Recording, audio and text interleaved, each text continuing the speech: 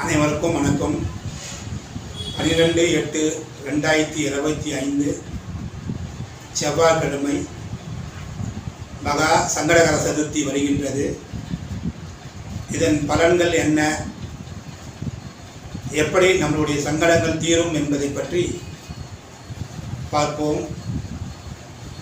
இந்த ஆண்டு செவ்வாய்க்கிழமை உத்திரட்டாதி நட்சத்திரத்தில் வருகின்ற காரணத்தாலும் செவ்வாய்க்கிழமை வருகின்ற காரணத்தாலும் இந்த மகா சங்கடகர சதுர்த்திக்கு பல சிறப்பு வாய்ந்த பலன்கள் உண்டு.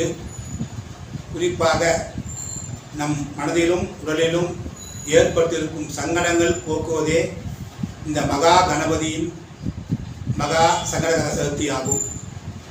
இதை அவர்கள் வசதிக்கேற்ப வழிபாடுகள் செய்து கொண்டாலும் கூட இந்த சங்கடகர சதுர்த்தி செவ்வாய்க்கிழமை வருகின்ற காரணத்தால் குறிப்பாக திருமண தடை, வருமான தடை, கடன் தொந்தரவு போன்ற சில முக்கிய விஷயங்களில் தடைகளை அகற்றும் நாள்தான் இந்த மகா சங்கடகர சதுர்த்தி ஆகும்.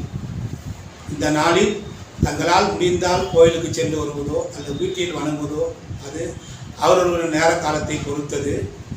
குறிப்பாக இந்த சங்கடகர சதுர்த்தியின் மூலம் தாங்கள் செய்ய வேண்டிய ஒரு மிக முக்கியமான விஷயம், அன்று நம்மை விட தாழ்ந்த நிலையில் வருமானம் இல்லாத வறுமையில் வாடும் ஏழை எளிய மக்களுக்கு தங்களால் முடிந்த உதவிகள், அது பொருளாகவோ பணமாகவோ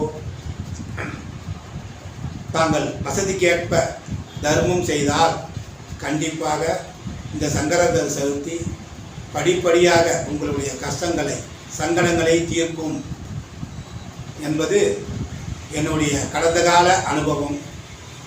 ஆகவே மற்ற பூஜை புனஸ்காரம் என்று பணத்தை செலவு செய்வதை விட நம் இனத்தை சம்பந்தப்பட்ட மக்களுக்கு, நம் கண்கூடாக கஷ்டப்படும் மக்களுக்கு அவர் நம்மளால் முடிந்த உதவி, மிக சாதாரணமாக சொல்வதென்றால் வெறும் டீ 15 ரூபாய் கொடுத்து ஒரு டீயை உண்மையிலேயே முடியாதவருக்கு வாங்கி கொடுத்தால் கண்டிப்பாக பின்னாளில் நமக்கு தேவைப்படும் போது அது 15 மடங்காக நம்மளுக்கு வந்து சேரும் என்பது என்னுடைய அனுபவம்.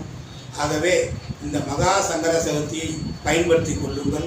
செவ்வாய்க்கிழமை வருகிறது, நல்ல பலன்கள் உங்களுக்கு கிடைக்கும் என்பதை சொல்லிக்கொண்டு, ஓம் அப்படி எதுவுமே செய்ய முடியாதவர்கள் தங்கள் வீட்டில் இருந்தபடியே ஓம் கம் கணாதிபதியே போற்றி, ஓம் ஆணை முகனே போற்றி என்று விநாயகரை நினைத்து நீங்கள் வழிபட்டால், தூய எண்ணத்துடன் உண்மையான மனத்துடன் தாங்கள் வழிபட்டால் கண்டிப்பாக நம்மளுடைய சங்கடங்கள் அனைத்தும் தீரும் என்று கூறி அனைவருக்கும் என் அன்பான சங்கடகர சதுர்த்தி வாழ்த்துக்களை தெரிவித்துக் கொண்டு விடைபெறுகின்றேன். நன்றி.